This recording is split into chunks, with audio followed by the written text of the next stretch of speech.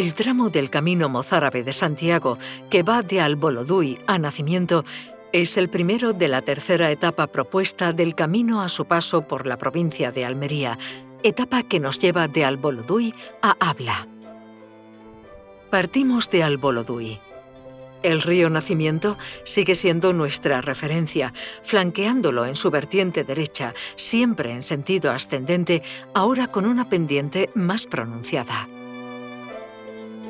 Dejaremos el curso del río Nacimiento para subir por una vereda que transcurre por la ladera y que nos lleva a la carretera secundaria que une Albolodui con la Venta del Pino. Como siempre, las señales del camino nos guían.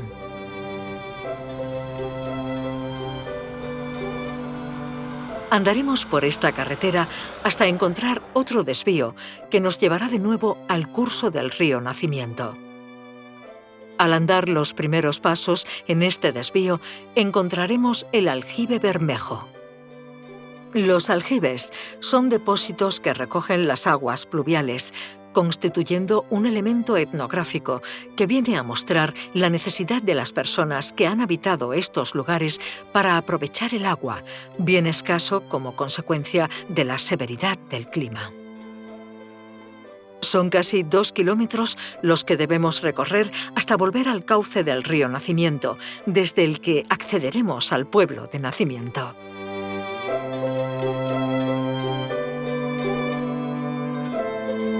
La actividad agropecuaria ha marcado el pasado de Nacimiento, con cortijos diseminados por un municipio en el que la agricultura y la ganadería extensiva fueron base de su economía. Más tarde llegaría la uva de barco de Oanes y algunas explotaciones mineras. Como en el caso de Albolodui y Santa Cruz de Marchena, encontramos referencias a una casa nobiliaria. Nos referimos al señorío de Gor. Si has visitado Santa Cruz de Marchena y Albolodui, sabrás ya que, tras la Reconquista, estos municipios pasan a formar parte del señorío de Gor.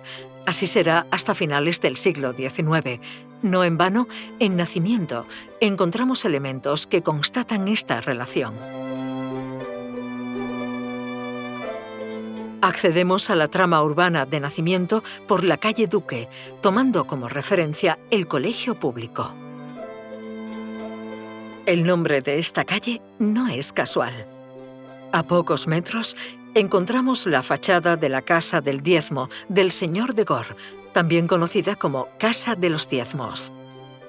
Los diezmos eran la contribución que los habitantes de un lugar pagaban al señorío. Esta contribución se medía como una parte de la producción cosechada. En ocasiones, la contribución obligada era de 1/10 parte de esta producción. Ese es el origen de la palabra diezmo. El afán recaudatorio ligado a este edificio pudiera explicar que se asemeje a una fortaleza. Continuando nuestro paseo por Nacimiento, llegamos a la plaza del Dr. José Muriana Galindo.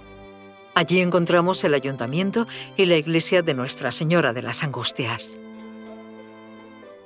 Esta iglesia se construye en el siglo XVIII. Es una iglesia de estilo barroco con algunos detalles mudéjares.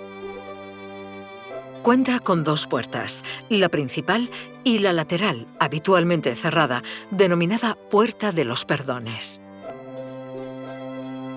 Las fuentes son otro de los motivos para pasear por el pueblo de Nacimiento.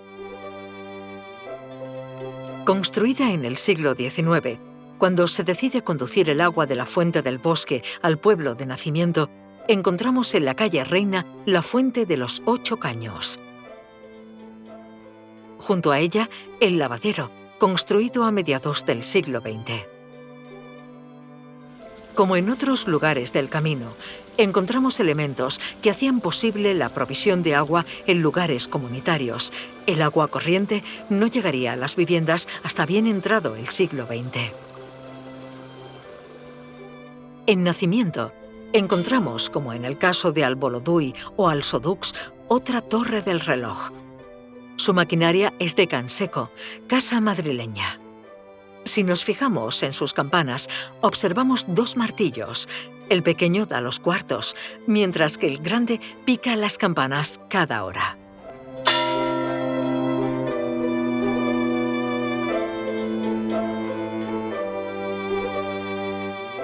La subida a la ermita de la Cruz de Mayo, lugar de oración y tradición en Nacimiento, nos ofrece un mirador del pueblo de Nacimiento.